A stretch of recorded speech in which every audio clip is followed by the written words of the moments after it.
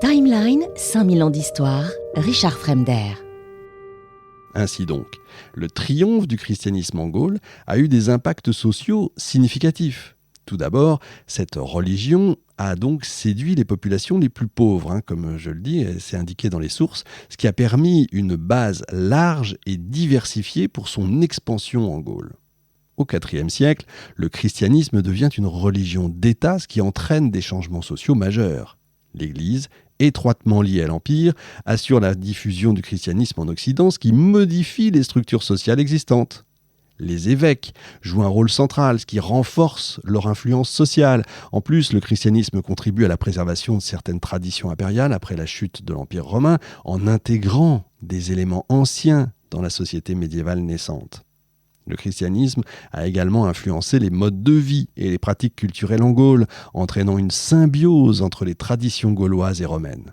Finalement, la reconnaissance par l'Église du statut particulier des empereurs, encore une fois, comme lieutenant de Dieu sur terre, ça va peut-être vous rappeler des choses, a consolidé le pouvoir des dirigeants séculiers, influençant ainsi les hiérarchies sociales, et c'est ce qui va influencer aussi les rois, notamment les rois de France. La société gauloise a intégré les traditions chrétiennes dans ses pratiques culturelles par un processus d'adaptation qu'on appelle le syncrétisme.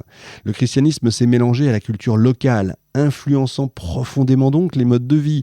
Les communications entre Lyon et Vienne, encore une fois, ont joué un rôle crucial dans la diffusion de la foi chrétienne avec des prédications effectuées en langue celtique très souvent pour mieux atteindre la population indigène. Vous avez beaucoup de convertis qui étaient aussi des citoyens romains, ce qui a facilité encore une fois l'intégration du christianisme dans la société gauloise. En plus, les modes de vie romanisés dans les villes ont évolué et le christianisme a été intégré dans cette évolution culturelle. Les anciennes pratiques religieuses ont été progressivement abandonnées à mesure que le christianisme devenait plus dominant, surtout après les premières invasions du IIIe siècle, qui ont donc marqué un tournant définitif en faveur de la nouvelle religion. Il y a un avant et un après. Les temples des anciens dieux ont été délaissés et puis peu à peu transformée. Et l'Église, avec l'appui de l'aristocratie germanique, a su s'intégrer parfaitement dans la société celto-romaine qui s'est développée par la suite. Le christianisme a significativement influencé l'architecture en Gaule, notamment à partir de sa reconnaissance comme culte légal en 313 et de son adoption comme religion d'État. Avant l'instauration du christianisme, les coutumes funéraires, par exemple, étaient similaires à celles des Romains. Après, tout change. Avec la conversion des Francs et d'autres peuples, l'architecture chrétienne commence à dominer. Les rois mérovingiens, par exemple, ont été enterrés dans des basiliques chrétiennes, souvent situées en dehors des murs de la ville, montrant une évolution des pratiques funéraires qui ont influencé la construction de monuments religieux. Cette période a vu l'émergence de nouvelles structures religieuses telles que les basiliques, qui ont remplacé les temples païens détruits ou carrément abandonnés. Ça les a littéralement remplacés. C'est ça le syncrétisme. L'idée, c'est de ne pas arriver en confrontation absolue avec l'ancien culte et l'ancienne culture, les anciennes coutumes. Non, au contraire, il faut faire ça en douceur. Tiens, ça a été remplacé. Oui, on prend le nouveau, ça revient au même. C'est plutôt malin. L'Église, en forte association avec l'État romain, a profité de cette relation pour ériger des édifices qui reflétaient la puissance et l'autorité de l'Empire, ce qui a contribué à la diffusion et à l'implantation du christianisme dans la région. Ainsi, l'architecture funéraire et religieuse a été profondément marquée par l'expansion du christianisme, intégrant des éléments de la culture romaine et adaptant les nouvelles exigences religieuses et sociales de l'Empire chrétien. Et c'est pour ça que les archéologues peuvent dater les cimetières en fonction, et les sépultures, donc en fonction réellement des nouvelles pratiques, si vous voulez. En somme, le triomphe du christianisme a entraîné la construction de grandes demeures et d'édifices religieux, symbolisant à la fois le pouvoir temporel et spirituel de l'époque en Gaule. Et à mesure que le christianisme s'impose, notamment à partir du IVe siècle, encore une fois avec le soutien de l'Empire romain, les édifices religieux commencent à intégrer des éléments architecturaux romains.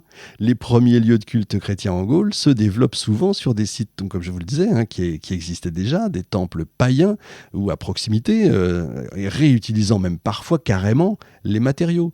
Tiens, le mot païen justement, le paganisme païen, celui qui ne croit pas, dans la religion dominante, si vous voulez, va donner paysan. Je reviendrai un jour dessus, d'ailleurs. Concrètement, ce passage du paganisme au christianisme est marqué par la conversion de structures de divertissement ou de temples romains. En quoi ? En église, évidemment. L'architecture romaine, avec ses arcs, ses colonnes, ses dômes, influence la construction des basiliques chrétiennes qui reprennent carrément la forme basilicale des bâtiments civils romains qui servaient de lieu de réunion et de lieux de commerce. Ainsi, le plan basilical, rectangulaire, avec une abside semi-circulaire au bout, devient une caractéristique de quoi ? De toutes les églises chrétiennes, illustrant du coup la continuité et l'adaptation de l'héritage romain dans l'architecture religieuse de la Gaule. Les temples païens convertis en églises chrétiennes présentaient certaines caractéristiques quand même distinctives. Initialement dédiés à des cultes païens, ils ont été progressivement transformés pour s'adapter aux nouvelles pratiques. Par exemple, des temples comme ceux de Tibériade et d'Alexandrie ont été convertis en église dès le IVe siècle, selon les sources que nous avons. Cette conversion impliquait souvent l'abandon des pratiques antérieures, païennes évidemment, telles que les sacrifices, les libations, l'usage d'images, les images idolâtres en faveur de rituels chrétiens comme l'Eucharistie, le baptême et la prière chrétienne. On pourrait parler pendant des heures de l'Eucharistie par rapport au sacrifice, c'est très intéressant tout ça. Les édifices eux-mêmes pouvaient rester architectoniquement similaires, mais leur fonction changeait radicalement. Parfois, l'architecture même des temples a favorisé cette conversion, car de nombreux temples romains étaient de grandes structures ouvertes qui pouvaient facilement être adaptées pour accueillir de grandes assemblées nécessaires pour les cultes chrétiens. Et puis, pour terminer, il est notable que certains temples ont été laissés inachevés ou sans destination précise, ce qui va permettre une transition encore plus fluide vers des usages chrétiens. Ça s'accompagnait souvent de la suppression ou de la réinterprétation, carrément, des symboles païens présents dans la structure pour s'adapter aux nouvelles exigences liturgiques chrétiennes. Et de fait, le christianisme a eu un impact significatif sur l'évolution urbaine en Gaule. Vous vous en doutez, d'abord, on vient de le voir, l'implantation du christianisme en tant que religion légale et donc ensuite comme religion d'État a donc entraîné la construction de nouveaux édifices. Ces nouvelles constructions ont transformé le paysage urbain des villes gauloises, marquant une transition d'une architecture réellement païenne à une architecture chrétienne. En plus, la montée du christianisme a influencé la structure sociale et politique des villes. Les évêques ont acquis un rôle de plus en plus important, souvent lié à l'autorité impériale, ce qui a modifié carrément les centres de pouvoir urbain. Les lieux de culte chrétiens sont devenus des centres sociaux et politiques cruciaux. Enfin, le triomphe du christianisme a conduit à une transformation culturelle qui a influencé les pratiques urbaines, notamment à travers l'organisation de conciles et d'autres rassemblements religieux qui se tenaient dans les centres urbains, renforçant encore le rôle des villes comme centre de diffusion du christianisme en Gaule. Évidemment, n'allez pas croire que tout ça s'est fait facilement. Il y a eu des résistances à la conversion de temples. Par exemple, les conciles chrétiens, comme celui d'Orléans II en 533, ont stipulé des mesures contre ceux qui revenaient au culte des idoles après avoir reçu le baptême. Le synode de Nantes rendait même obligatoire la destruction carrément des temples païens. Ça montre en fait qu'il y avait des efforts significatifs pour éradiquer les anciens cultes, ce qui implique une certaine résistance à ces conversions forcées. Vous savez, souvent, quand on a des textes qui nous disent il existe ci, il existe ça. On n'a pas de textes qui nous disent qu'il y a des résistances. Par contre, on a des textes qui nous disent on force à détruire ceci, à détruire cela. Pourquoi on force ? Il faut savoir lire entre les lignes. Ça, c'est le travail des historiens. C'est le travail peut-être le plus important, le plus difficile. Il faut éviter d'interpréter, mais il vaut mieux essayer de comprendre. Et c'est ça qui est le plus dur, justement, quand on est un scientifique. Timeline, 5000 ans d'histoire, Richard Fremder.